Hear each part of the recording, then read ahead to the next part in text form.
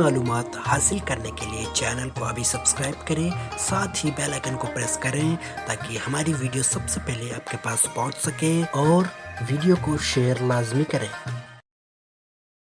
دنیا میں رہتے ہیں تو امت کی مغفرت کی دعائیں، قبر میں جاتے ہیں تو امت کی مغفرت کی دعائیں، آج بھی قبر میں امت کی مغفرت کی دعائیں کر رہے ہیں۔ میرے آقا صلی اللہ علیہ وسلم کا مقام یہ ہے، صحیح مسلم شریف کی حدیث ہے، جب قرآن کریم نازل ہوا نا تو ایک قرات کی اجازت اللہ جل وعلا نے دی۔ جبریل امین حضور اکرم صلی اللہ علیہ وسلم کی بارگاہ میں حاضر ہوئے تو اللہ نے ایک قرات کی اجازت دی۔ حضور اکرم صلی اللہ علیہ وسلم نے جبریل امین کو واپس بھیج دیا، جبریل واپس چلے جاؤ، اللہ کی بارگاہ میں عرض کرو کہ میری امت کے قبائل تو بہت زیادہ ہیں، اب ایک قرات کی اجازت، یہ میری امت کے لیے اس کا تلفظ آسان نہیں ہے، حوّن علی امتی، امت کو سہولت دی جائے۔ نبی کریم صلی اللہ علیہ وسلم نے جبریل امین کو واپس بھیج دیا، جبریل امین اللہ کی بارگاہ میں حاضر ہوئے۔ اب دیکھیں ہندوستان کے علماء بیٹھے ہیں، حضور کے امتی ہندوستان میں بھی رہتے ہیں نا، میں جب ہندوستان میں جاتا ہوں تو وہاں پر جب بیانات میں مجھے دعوت دی جاتی ہے، جب مجھے مدعو کرتے ہیں تو کہتے ہیں شاکب شامی کو ہم دعوت دے رہے ہیں۔ شاکب شامی کہیں گے یا ثاقب سامی کہیں گے؟ تو ہندوستان کے کچھ ایسے علاقے ہیں جہاں پر سے اور شین کو اکٹھے نہیں وہ تلفظ کر پاتے، ادا نہیں کر پاتے۔ نظام الدین اولیاء رحمہ اللہ کی بارگاہ میں گیا تو وہاں کہتے ہیں نجام الدین اولیاء۔ ہندوستان بہت بڑا ہے، میں حیدرآباد دکن میں گیا تو وہاں قرآن کی جگہ قرآن کہہ رہے ہیں، قرآن، تو ہر ایک کے لیے تلفظ آسان نہیں ہے۔ تو میں کہتا ہوں وہ تو ایک ہندوستان ہے، میرے آقا صلی اللہ علیہ وسلم کی امت تو پوری دنیا میں ہے۔ تو حضور نے اللہ کی بارگاہ میں التجا کی کہ یا اللہ میری امت کے لیے بہت مشکل ہے، ایک قرات کی اجازت دی ہے، مزید اضافہ کیا جائے۔ جبریل امین اللہ کی بارگاہ میں حاضر ہوتے ہیں، اللہ ارشاد فرماتا ہے جا جبریل واپس جا، دو قراتوں کی اجازت۔ حضور پھر عرض کرتے ہیں، ارشاد فرماتے ہیں جبریل واپس چلا جا، دو بھی کافی نہیں ہے۔ جبریل امین پھر اللہ کی بارگاہ میں حاضر ہوتے ہیں، مزید اضافہ کیجئے۔ اللہ نے ارشاد فرمایا تین قراتوں کی اجازت۔ حضور کی بارگاہ میں جبریل امین حاضر ہوتے ہیں، حضور فرماتے ہیں حوّن علی امتی، مزید سہولت دی جائے میری امت کو۔ اللہ نے ارشاد فرمایا جا میرے محبوب، تیرے صدقے 7 قراتوں کی اجازت ہے۔ اللہ ناراض نہیں ہوا، اللہ نے ناراضگی کا اظہار نہیں کہ میں ارحم الراحمین ہوں، میں اپنی مخلوق کے تلفظ کو نہیں جانتا تو کون جانتا ہے؟ میرے محبوب بار بار جبریل کو واپس کیوں بھیجتا ہے؟ میں نے تو قرآن نازل کیا نا، لیکن اللہ نے ناراضگی کا اظہار نہیں کیا، بلکہ اللہ جل وعلا نے پیار کا اظہار کیا۔ اب اللہ کا پیار کیا ہے، اللہ کی محبت کیا ہے کہ محبوب یہ جو 3 بار تجھے تکلیف اٹھانی پڑی نا کہ تو نے جبریل کو 3 بار بھیجا ہے میری بارگاہ میں، اس تکلیف کی وجہ سے محبوب تجھے انعام دیتا ہوں، تجھ پہ اپنی عنایات کا نزول کرتا ہوں۔ وہ انعام کیا ہے؟ تجھے ضمانت والی 3 دعائیں دیتا ہوں، 3 دعائیں۔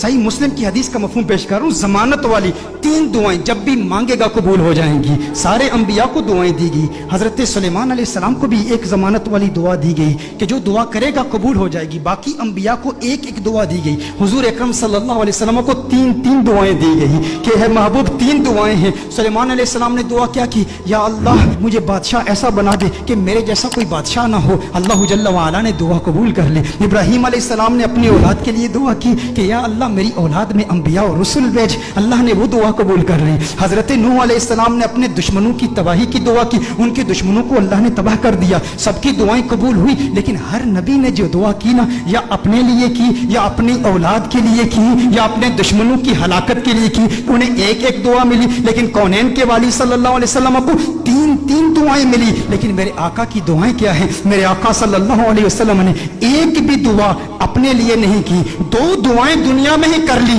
اور ایک دعا آخرت کے لیے مؤخر کی۔ دنیا کے لیے جو دعا تھی وہ کیا تھی؟ اللہم اغفر لامتی، اللہم اغفر لامتی، اللہم اغفر لامتی، ہے اللہ میری امت کی مغفرت فرما۔ میرے آقا صلی اللہ علیہ وسلم نے دوسری دعا کیا کی؟ پھر اللہم اغفر لامتی، ہے اللہ میری امت کی مغفرت فرما۔ علماء نے کلام کیا ہے کہ پہلی جو دعا تھی وہ کبائر گناہ کے لیے تھی، دوسری جو دعائیں تھی وہ صغائر گناہ کی ہے، لیکن تیسری دعا میرے آقا صلی اللہ علیہ وسلم نے مؤخر کر لی۔ اور مؤخر کیوں کی؟ حضور نے ارشاد فرمایا یہ تیسری دعا آخرت کے لیے بچا کے رکھی ہے۔ یا رسول اللہ صلی اللہ علیہ وسلم کیوں بچا کے رکھی ہے؟ حضور نے ارشاد فرمایا وہ آخرت کا دن ایسا دن ہے جب سب نبیوں کی امتیں یہاں تک کہ انبیاء بھی میری بارگاہ میں حاضر ہوں گے، یہ ان کے لیے سنبھال کے رکھی ہے۔ حضور اکرم صلی اللہ علیہ وسلم نے इब्राहीम अलैहिस्सलाम की उम्मत के लिए, ईसा अलैहिस्सलाम की उम्मत के लिए, मूसा अलैहिस्सलाम की उम्मत के लिए, उन सब की उम्मतों की मग़फ़िरत के लिए ये दुआ संभाल के रखी है। ज़हन में ये सवाल तो पैदा होता है ना, बाकी अंबिया को भी क़यामत की हौलनाकियों का इल्म था ना, क़यामत की हौलनाकियों और सख्तियों और शिद्दत का इल्म था ना। वो जानते थे कि मखलूक किस कदर मजबूर होगी क़यामत के रोज़, उन्हें भी अपनी उम्मत से मोहब्बत थी ना। बाकी अंबिया ने आखिरत के लिए दुआ क्यों नहीं बचा कर रखी? ज़हन में सवाल पैदा होता है। बाकी अंबिया भी अपनी उम्मतों से प्यार करते हैं, लेकिन उन्होंने अपनी उम्मतों के लिए वो दुआ बचा कर क्यों नहीं रखी? एक दुआ थी, उम्मत के लिए बचा कर रखते ना।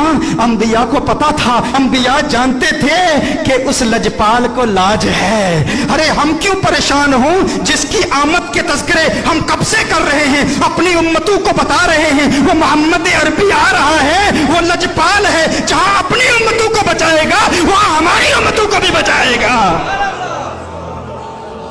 मेरे आका सल्लल्लाहु अलैहि वसल्लम फकत अपनी उम्मत के लिए नहीं आए, वो रहमतुल लिल आलमीन है। वो ईसा के लिए भी आए हैं और ईसा की उम्मत के लिए भी आए हैं। वो मूसा के लिए भी आए हैं, मूसा की उम्मत के लिए भी आए हैं। वो इब्राहीम के लिए भी आए हैं, इब्राहीम की उम्मत के लिए भी आए हैं। वो नूह के लिए भी आए हैं और नूह की उम्मत के लिए भी आए हैं। अला नबीना व अलैहिस्सलातु वस्सलाम। उन्हें परेशानी नहीं थी, वो जानते थे वो लजपाल हैं, उन्होंने पहले ही इंतजाम कर रखा है, वो सबकी शिफात कर देंगे। क्योंकि मेरे आका सिर्फ इस उम्मत के लिए नबी नहीं, वो सबके लिए नबी है, यहां तक नबियों के लिए भी नबी है। आला हजरत ने ये अहमद रजा साहब कलाम पढ़ रहे थे, उस वक्त मुझे आला हजरत का वो कलाम याद आया। आला हजरत ने बड़ा खूबसूरत तखय्युल बांधा है कि दुनिया में मेरे दिल में ये ख्वाहिश है कि नबियों और रसूलों से मिलूं और सारे अंबिया और रसूल से एक इल्तिजा करूं, उनसे एक बात पूछूं। ये किसकी ख्वाहिश है?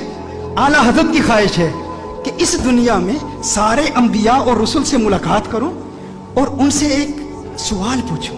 लेकिन इस दुनिया में मुमकिन तो नहीं है अहमद रजा कि सारे अंबिया और रसूल की बारगाह में तू हाजिर हो और उनसे सवाल पूछ। कहा तो फिर मैं क़यामत के रोज पूछ लूंगा, आखिरत में पूछ लूंगा। उस वक्त मखलूक भी अपने अपने मकाम के एतबार से और अल्लाह की शान के लायक अल्लाह को देखेगी। तो अल्लाह के सामने आला हजरत हुजूर के सामने अंबिया से एक सवाल पूछेंगे। वो सवाल क्या है? अंबिया से करूं अर्ज क्यों मालिक हो।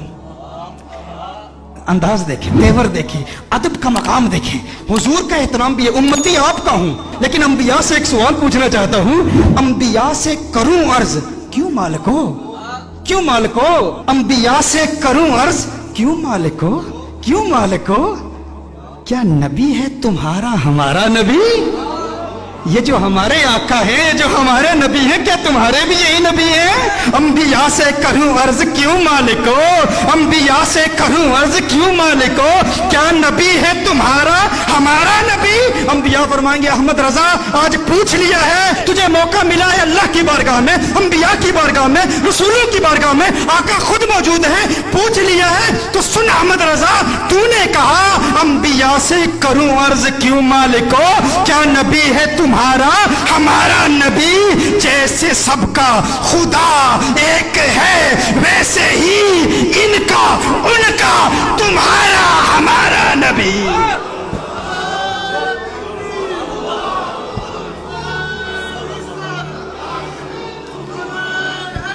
जैसे सबका खुदा एक है, वैसे ही इनका उनका तुम्हारा हमारा नबी। कर्म बदली रसूलों की होती रही, चांद बदली का निकला हमारा नबी। क्या खबर कितने तारे खिले चुप गए, पर न डूबे न डूबा हमारा नबी, पर न डूबे न डूबा हमारा नबी।